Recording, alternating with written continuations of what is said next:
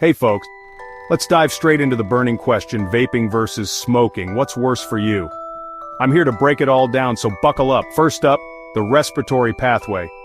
Whether you puff on a cigarette or vape, the inhaled substances travel the same route, through the nose or mouth, down the throat, into the trachea, bronchi, bronchioles, and finally, the alveoli, those tiny air sacs where gas exchange happens.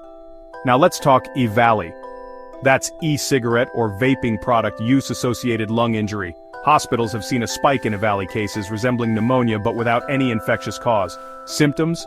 Fever, chills, cough, shortness of breath, chest pain, and even coughing up blood. Sometimes you'll also get nausea, vomiting, diarrhea, or abdominal pain. Scary, right?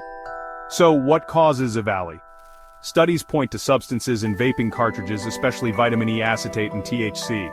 When doctors did a bronchoalveolar lavage, injecting and extracting saline in the bronchioles, they found no pathogens, just vitamin E acetate and THC. That oily vitamin E acetate coats your lungs, causing inflammation.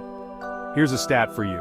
Up to February 2020, there were 2,807 hospitalized EVALI cases and 68 deaths. That's a 2.4% mortality rate.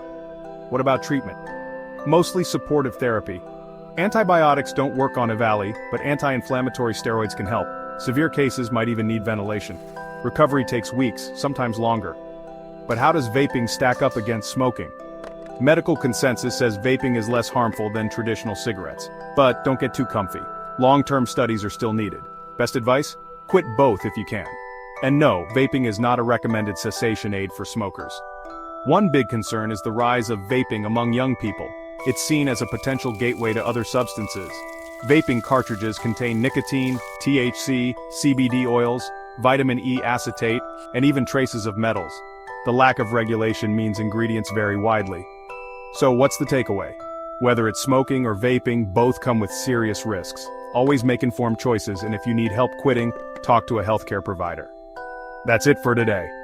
Smash that like button if you found this info useful, and don't forget to subscribe for more deep dives. Catch you next time.